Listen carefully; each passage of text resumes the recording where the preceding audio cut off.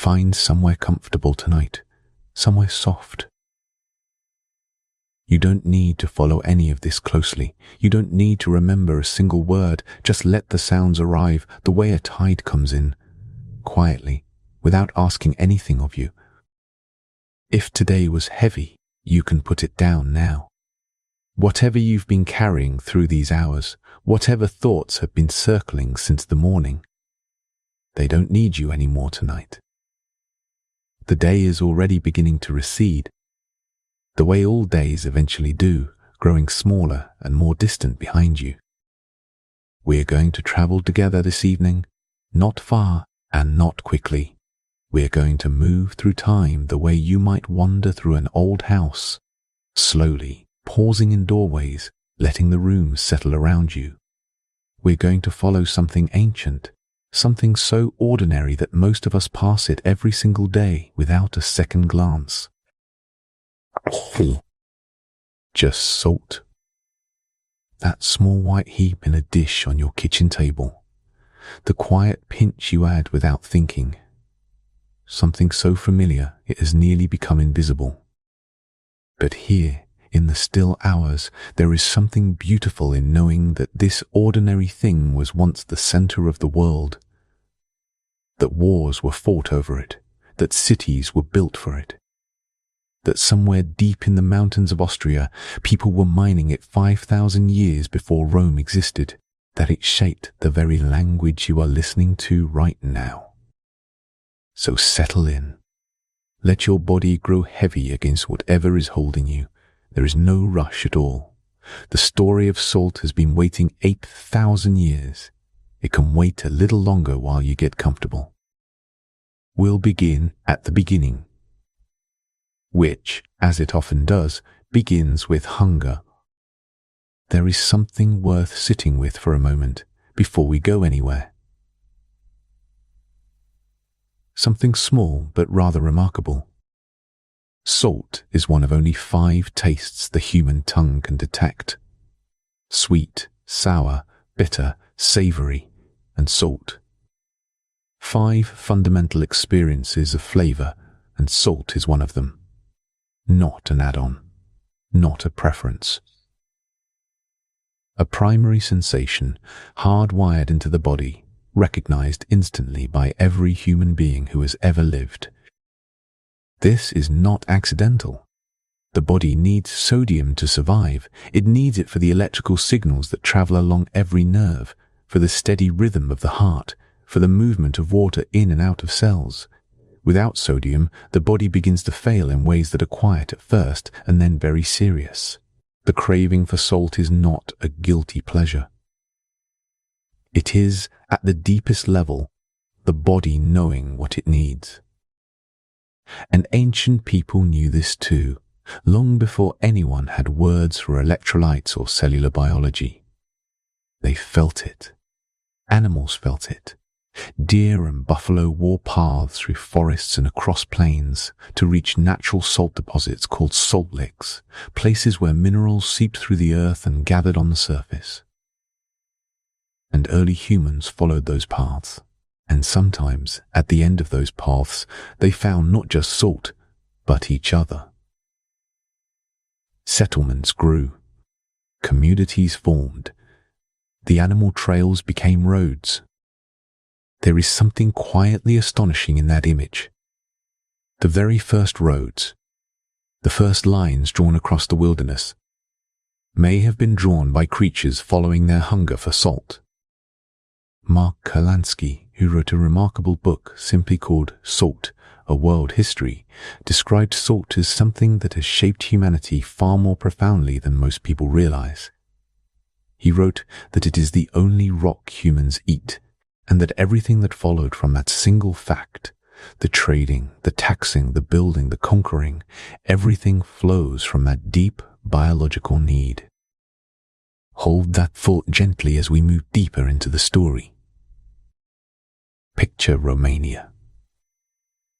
Not as it is now, but as it was 8,000 years ago.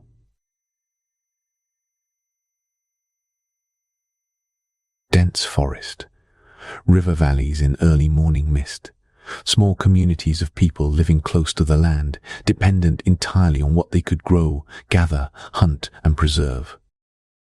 Near a place now called Lunka, in the region of Niamu, there was a spring. Not a freshwater spring, but a brine spring. Water rising from deep underground, carrying dissolved salt up through the rock and into the light. And the people who lived near that spring had learned, in the way that all ancient knowledge was learned, through patient observation and careful experiment, that if you boiled that briny water in clay pots, the water would evaporate and leave behind a white crust. Salt. Archaeologists working at a site called Poiana Slatine found the evidence of this process still present in the earth. Ancient pottery fragments, fire-blackened clay, the residue of a practice that was already refined and deliberate around 6,000 years before the Common Era. This was not accidental discovery. This was industry, small, quiet, and conducted by people whose names we will never know. But industry nonetheless.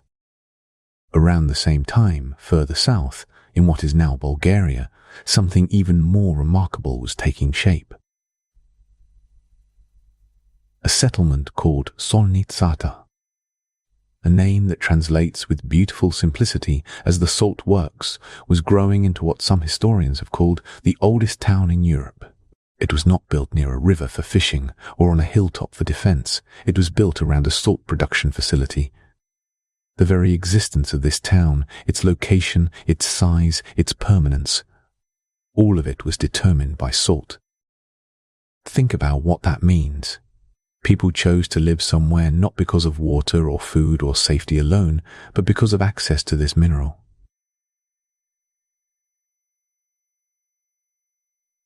Solnitsata had thick walls. It had organized production.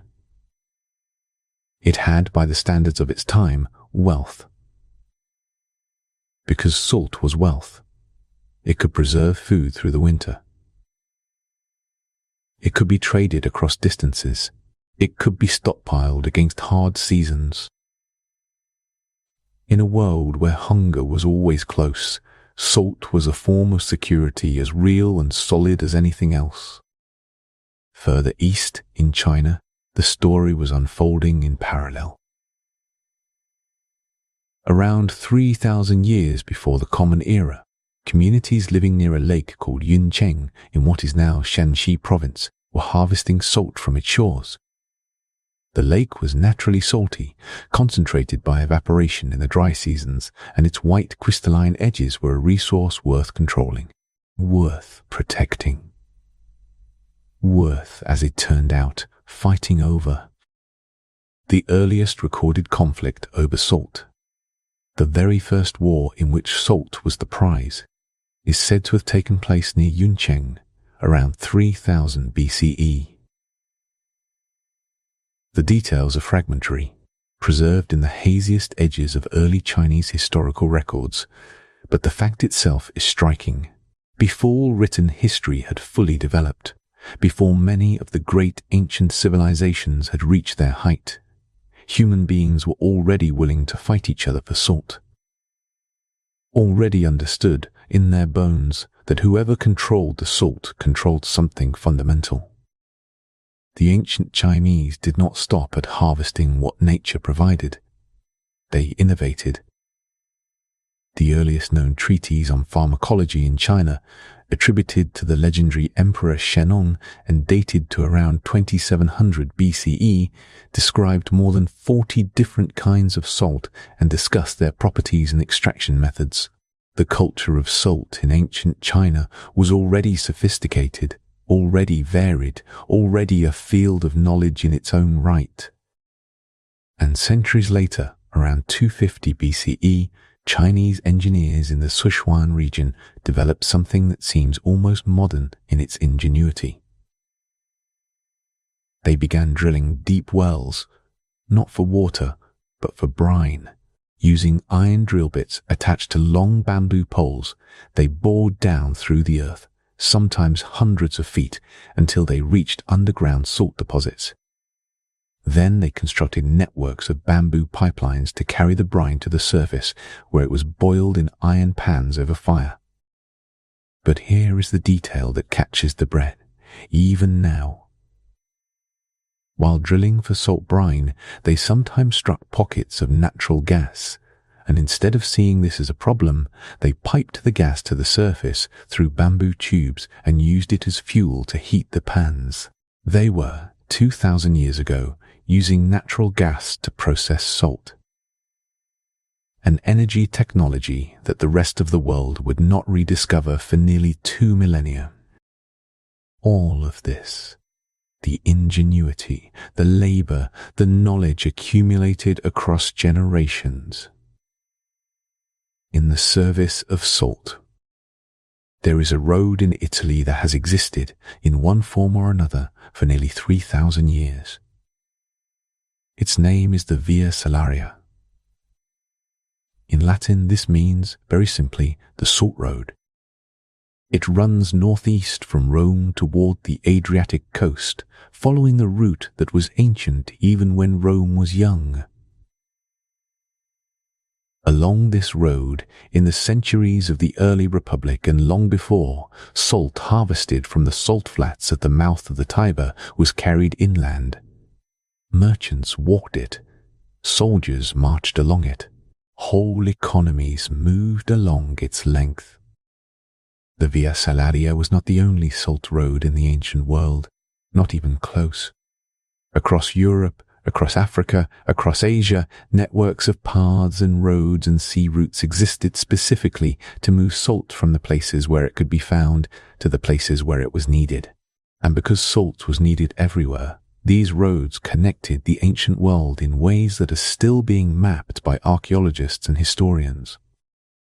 In West Africa, the trans-Saharan trade routes carried salt south from the great deposits of the Sahara, particularly from a place called Tagaza, a remote and wind-scoured settlement in what is now northern Mali, where the very buildings were constructed from blocks of salt because stone was scarce and salt was not, and exchanged it in the kingdoms of the south for gold.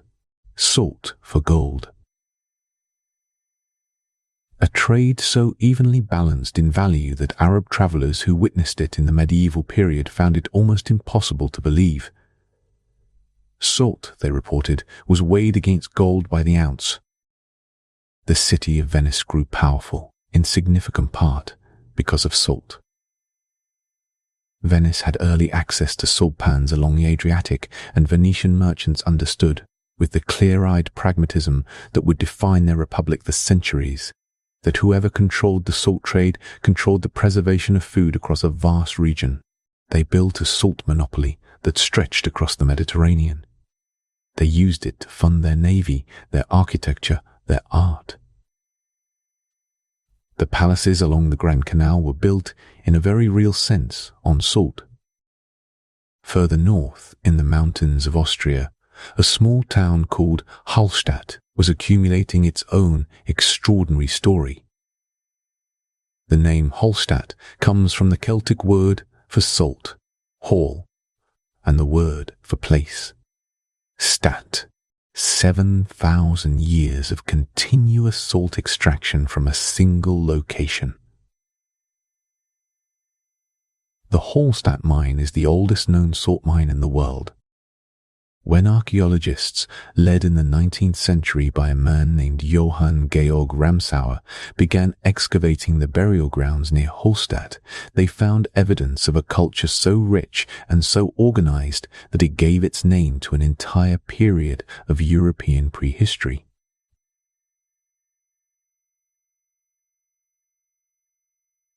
The Hallstatt culture.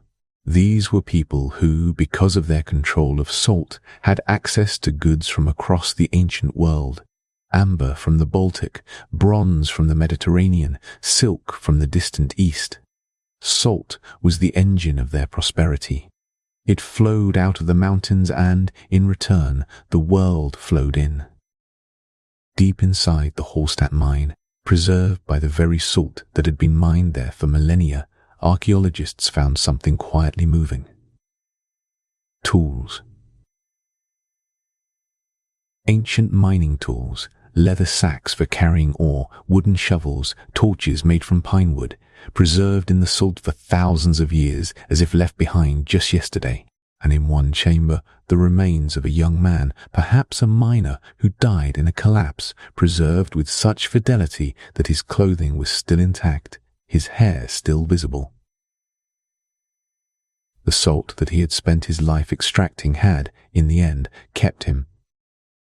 There is something in that image that is worth staying with for a moment.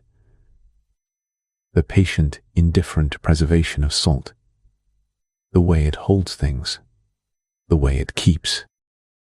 And then there is Salzburg, a city whose very name means salt town, built on the banks of the Salzach, the Salt River, at a point where the salt from the mines of the surrounding Alps could be loaded onto boats and carried north. Salzburg grew wealthy managing this flow. Its archbishops became powerful because they taxed the salt that passed through. The Baroque architecture that makes the city beautiful today, the domes and the fountains and the wide plazas, was funded, in part, by salt. Mozart was born in Salzburg. His early musical education, his family's relative comfort, the culture that nurtured him, all of it existed within a city whose prosperity rested on mineral deposits in the mountains above. It is a long chain of consequence. Salt has a strange relationship with power. Because it is needed by everyone, it is controlled by the few. And because it cannot easily be substituted or replaced, those who control it can demand almost anything in return. The ancient Chinese were among the first to understand this with complete clarity. The Emperor Xiaoyu, ruling around 2200 BCE, is said to have levied the first salt tax in recorded history. This was not merely a practical measure for raising revenue. It was a statement of sovereignty. To control salt was to control life itself, and the emperor's ability to tax salt was a demonstration of his reach into every household, every kitchen, every meal. Over the following millennia, salt taxes became one of the primary instruments of state finance across the ancient and medieval world. In China, the salt monopoly evolved into one of the most sophisticated revenue systems in history.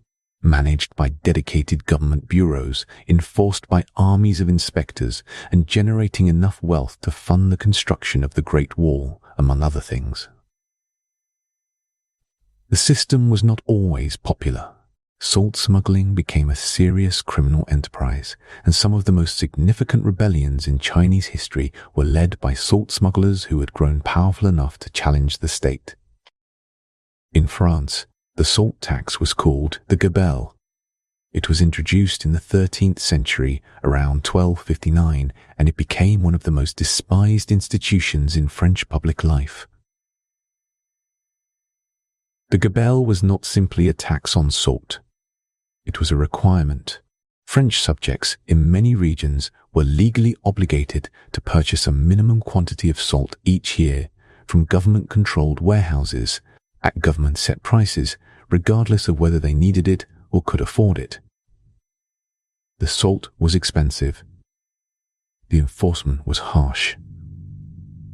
Smuggling was punishable by death in some periods. For 5 centuries, the gabelle ground away at the patience and the finances of ordinary French people.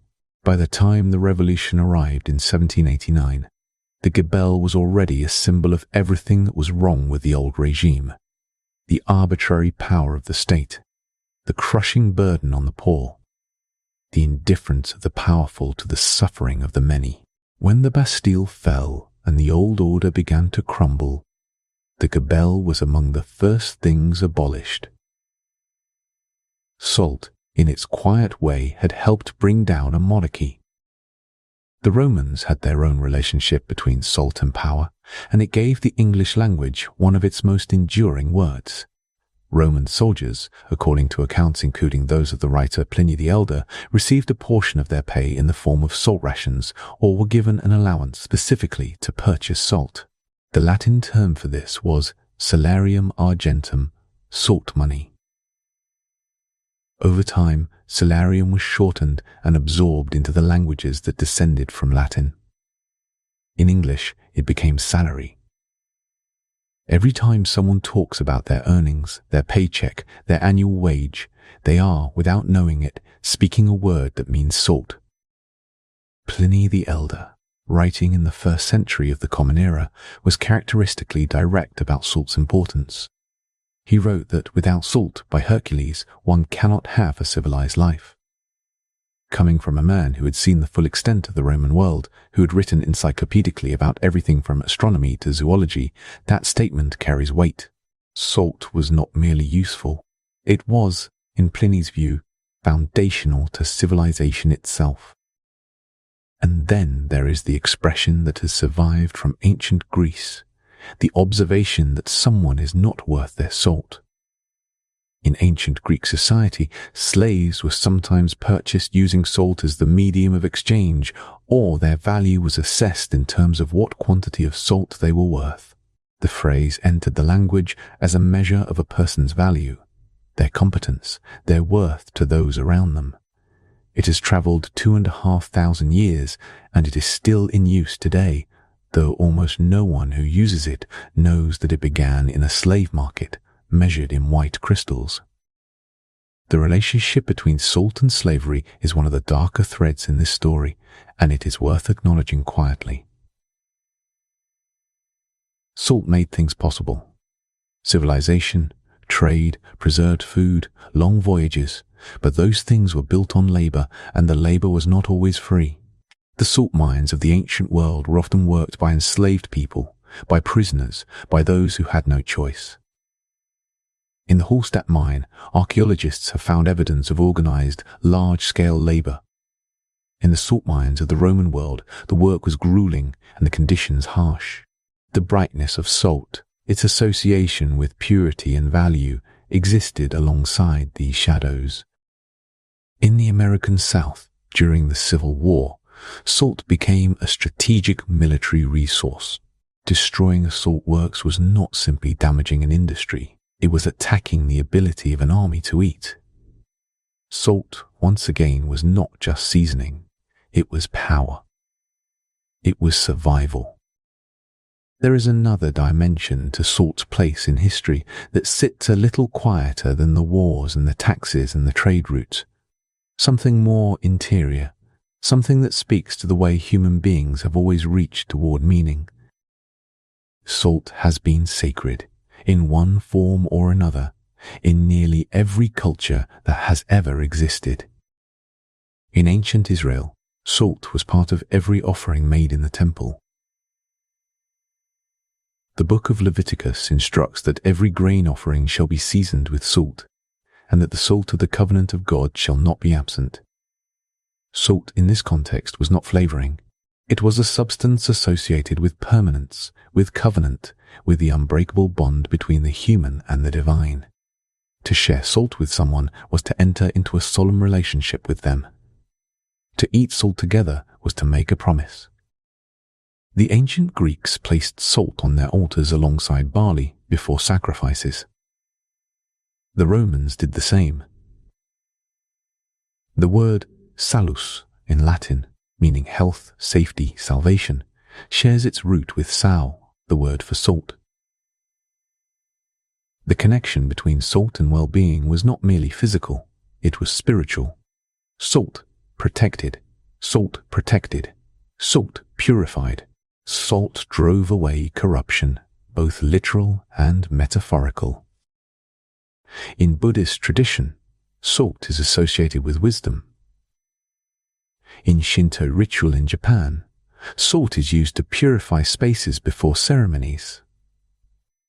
You may have seen, if you have ever watched sumo wrestling, the ritual scattering of salt into the ring before a bout begins. This is not a superstition. It is a continuation of a practice thousands of years old, the use of salt to cleanse, to prepare, to mark the transition between the ordinary and the significant. In many cultures, the act of offering salt to a guest was one of the most important gestures of hospitality. In parts of Eastern Europe and Central Asia, the tradition of welcoming visitors with bread and salt persists to this day. Bread for sustenance. Salt for honor. To receive a guest with salt was to say, "You are valued here. You are safe here. We will not let you go hungry." There is an old saying in Arabic, "There is salt between us," which means there is a bond of loyalty and trust that cannot be broken. To betray someone with whom you had shared salt was considered one of the gravest moral failures imaginable. The salt sealed something, made it real, made it lasting. Even the phrase salting the earth carries its own strange spiritual weight. The practice, attributed most famously to the Romans after their destruction of Carthage in 146 BCE, though historians debate whether it was ever literally performed, was understood as a ritual act of finality. To salt the earth of a defeated enemy's land was to say, "Nothing will grow here. This place is ended." It was a statement not just of military victory, but of cosmic erasure. Salt, the preserver, used as the ultimate instrument of destruction. In medieval Europe, salt's purity made it a protection against evil. It was sprinkled on thresholds to keep out malevolent spirits. It was placed in the cradles of newborn children. It was believed to ward off witches. The superstition that spilling salt brings bad luck, which many people still half believe today, even if they would laugh at themselves for thinking it, is a remnant of this older understanding. Salt was too precious, too powerful, too sacred to waste carelessly. Spilling it was not just wasteful. It was a kind of transgression against something important. And then, in the 20th century, salt became political in a new way. In India, in 1930, Mahatma Gandhi walked 240 miles to the sea. He walked from his ashram in Sabarmati to the coastal town of Dundee, and when he arrived, he bent down and picked up a handful of salt from the shore. The British colonial government had made it illegal for Indians to collect or sell salt without paying a tax to the crown. Salt, which could be gathered freely from the sea that surrounded India on three sides, had been made a commodity of empire. Gandhi understood, with extraordinary clarity, the symbolic and practical power of this.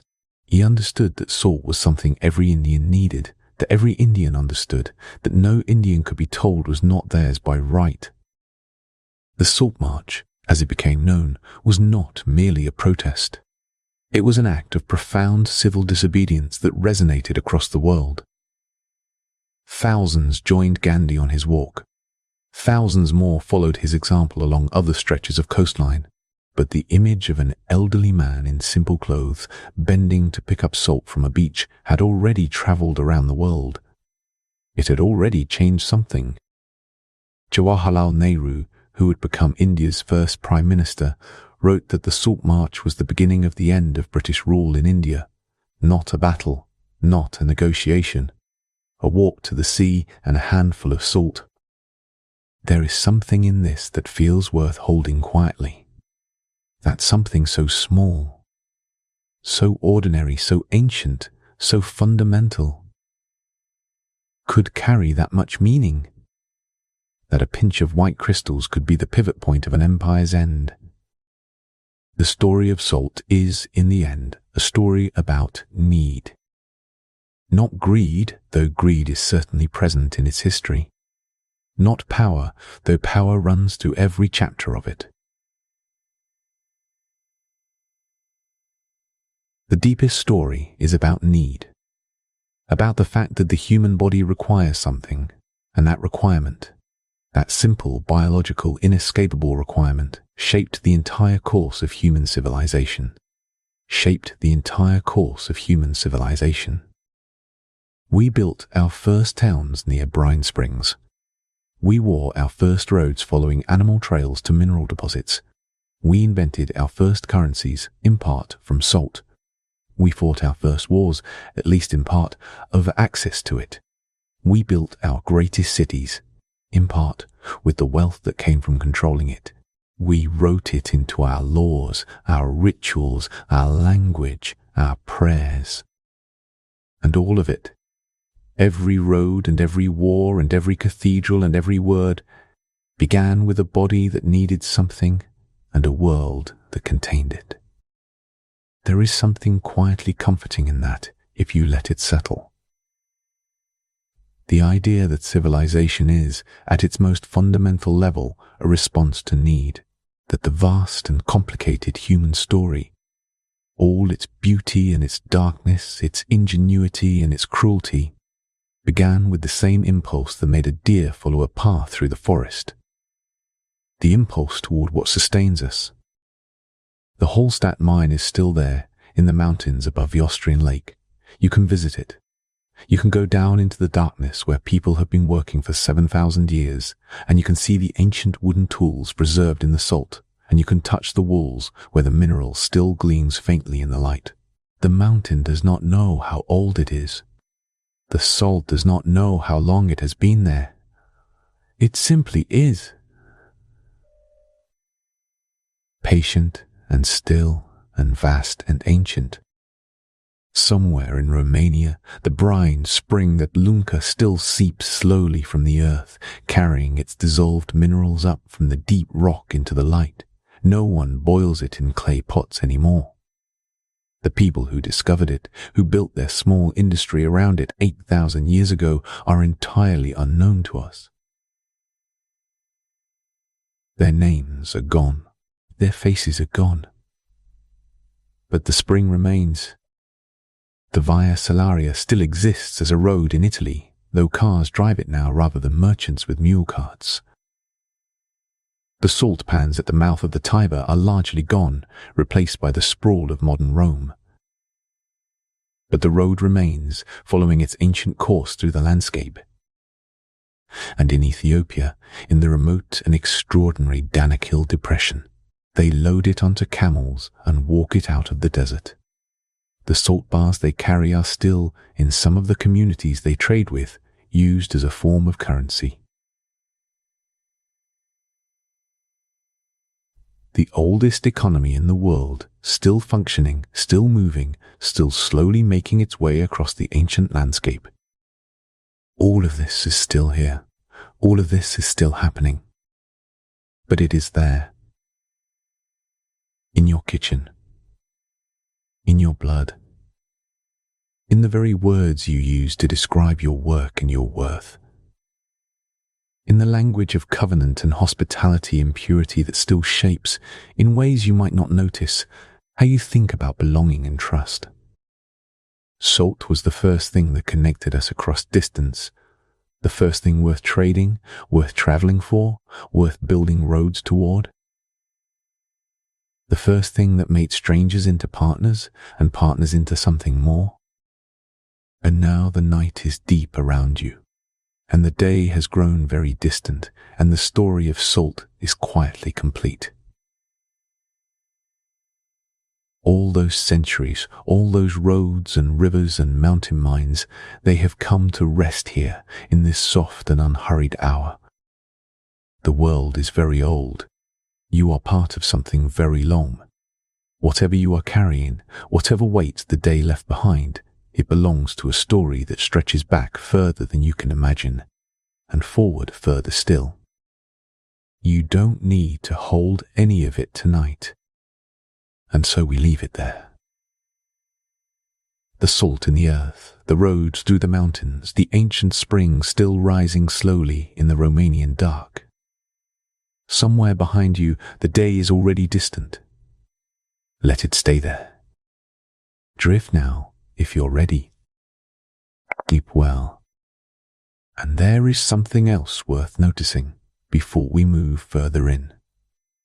Salt is one of the few substances that appears in the human body and in the ocean in almost identical concentrations.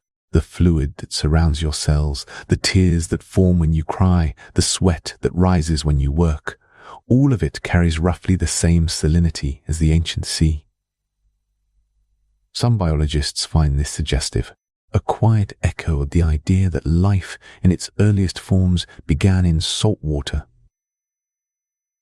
and that even now, billions of years later, we carry a small ocean inside us wherever we go. You are, in a sense, a vessel for something very old. The salt in your blood is the same salt that was in the sea long before there were eyes to see it. That is not a scientific claim about origins, so much as a way of feeling the depth of the connection. The body knows salt, recognizes it, reaches for it, not as a luxury, but as a homecoming. It is worth pausing a moment longer in ancient China, because the story there runs deeper than even the drilling and the bamboo pipelines suggest.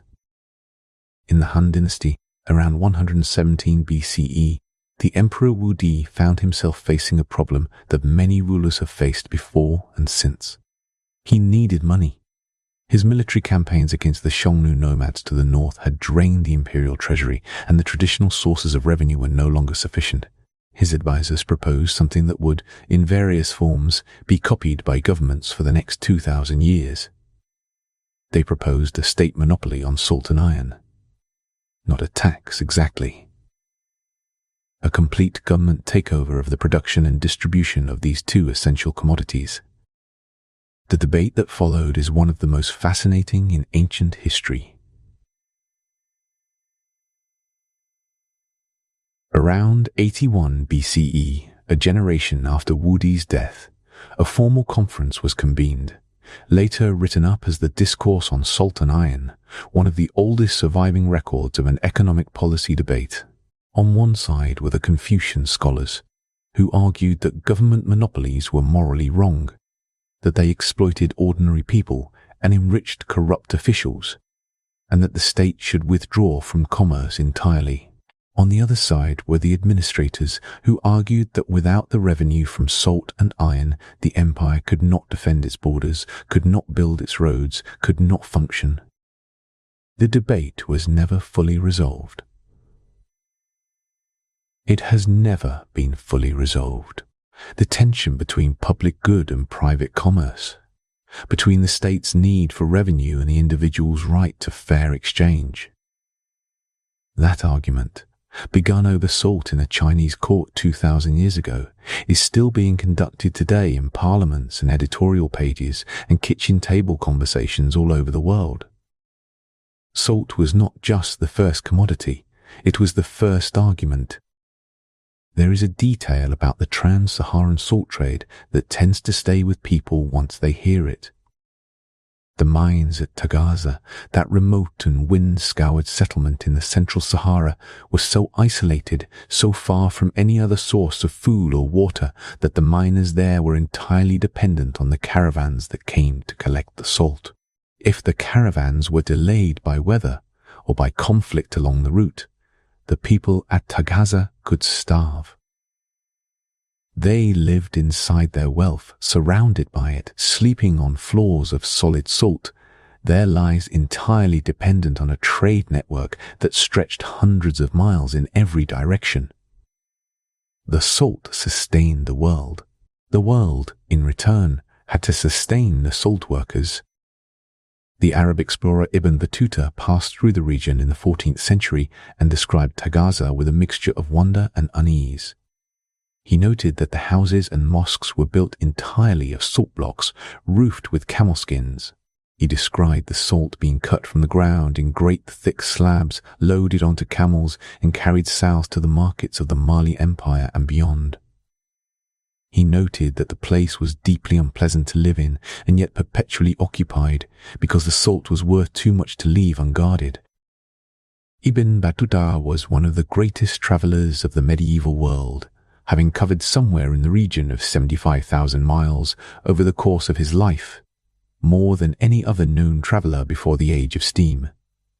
He saw the courts of sultans and the forests of Mali and the frozen steppes of the Golden Horde, and yet Tagaza clearly struck him as something singular.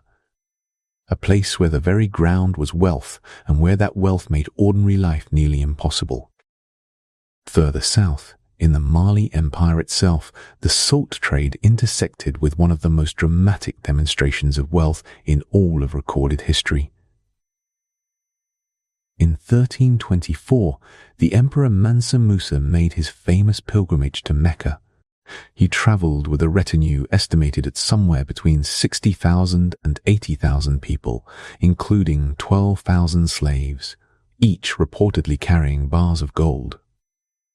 He stopped in Cairo and spent so freely that he flooded the local gold market and caused an inflation that economists have estimated lasted more than a decade. But gold was not the only currency of Mansa Musa's empire. Salt carried from the Saharan mines was equally fundamental to Mali's wealth. The empire sat at the crossing point of the two great flows, gold moving north, salt moving south. Mansa Musa controlled both. His wealth was not simply the wealth of gold. It was the wealth of a man who understood that salt and gold needed each other and had positioned himself at the place where they met. The story of the Gabelle in France has a human face, and it is worth finding it for a moment. In the regions of France most heavily burdened by the salt tax, the work of the Gabelle enforcers, men called gabelleurs, was among the most feared and resented of any government function. They had the right to enter homes, to inspect kitchens, to weigh salt and compare it against the legally required minimum purchase. They could seize goods and impose fines. They could, and did, arrest people for offences as minor as buying salt from a cheaper source across a regional boundary. A young woman caught smuggling salt, perhaps a few handfuls tucked into her clothing, bought at a lower price just over the provincial border, could be flogged or imprisoned. A man who had accumulated enough of a record as a smuggler could be sent to the galleys, condemned to a life of brutal labour rowing the king's ships for salt. For a mineral that fell from the sky in the form of seawater, that could be gathered from the shore, that the earth gave freely if you knew where to look. The historian Fernand Braudel, writing about the economic life of the early modern world, noted that in some French provinces the salt tax amounted to more than the annual income of a poor labourer. It was not a burden. It was a trap. A family might spend more on their legally required salt purchase than on their clothing, their tools, their seed for the following spring. And yet the gabelle persisted for 5 centuries. It survived because it worked, not for the people who paid it, but for the government that collected it. At its peak, the gabelle provided somewhere between 1/4 and 1/3 of the total revenue of the French crown. Kings needed it. Wars needed it. The elaborate machinery of the Bourbon court, the gardens of Versailles, the armies that fought across Europe, all of it was funded, in part, by the salt tax on the poor. When the revolution abolished the gabelle in 1789, the crowds in the streets did not celebrate the end of a minor administrative inconvenience.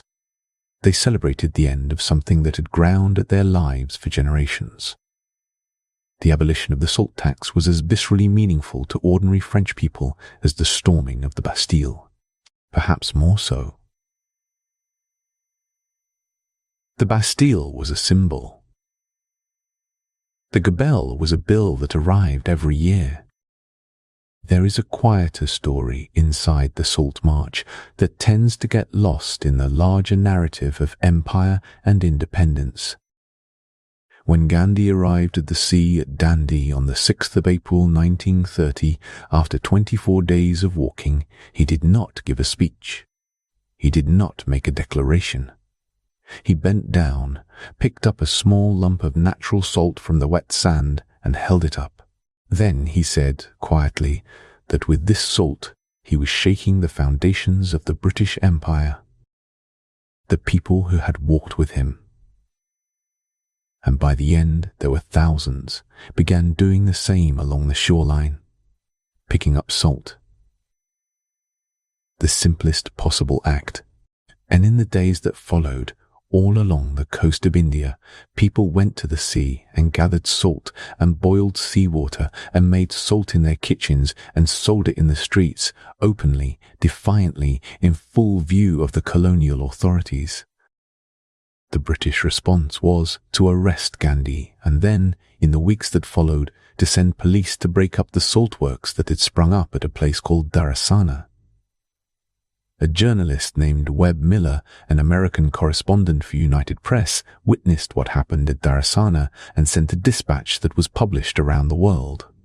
He described column after column of Indian volunteers walking forward toward the salt works and column after column of British-led police beating them down with steel-tipped lathis. The volunteers did not fight back. They fell. Others stepped forward to take their place.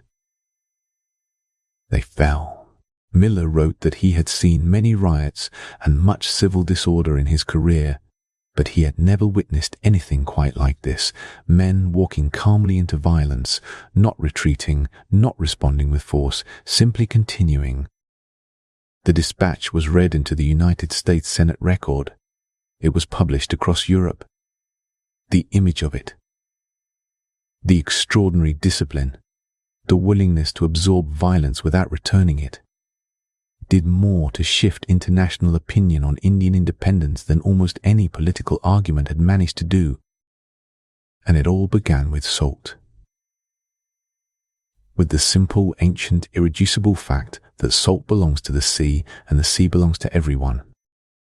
There is one more figure worth finding in the long history of salt and power. A man named Lorenzo de' Medici.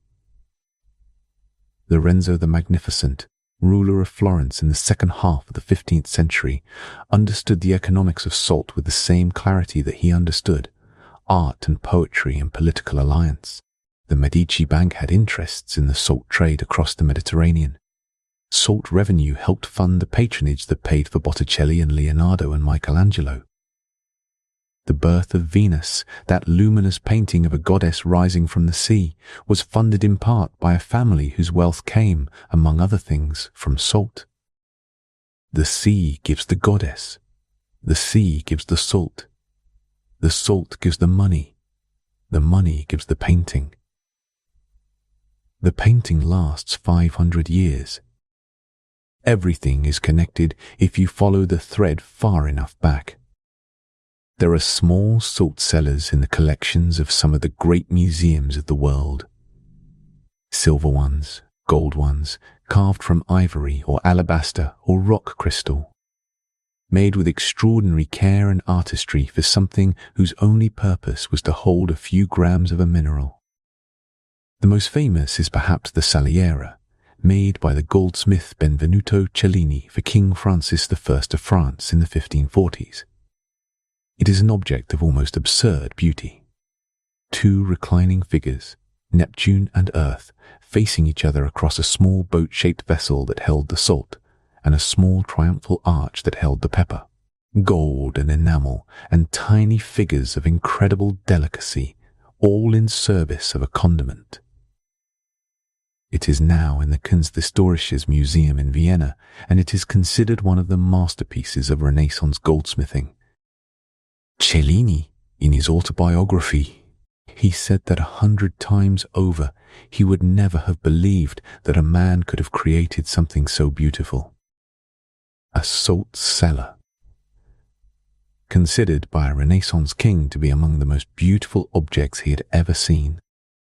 The Saliera was stolen from the museum in 2003, simply lifted from its case by a thief who climbed a scaffolding on the outside of the building and was missing for 3 years before being recovered, buried in a metal box in a forest outside Vienna. The thief, when caught, said he had not fully thought through what he would do with it once he had it. There is no market for a stolen Cellini. It is too famous to sell, too recognizable to display. He had stolen something priceless and found himself unable to do anything with it at all. Salt in a golden boat buried in a forest.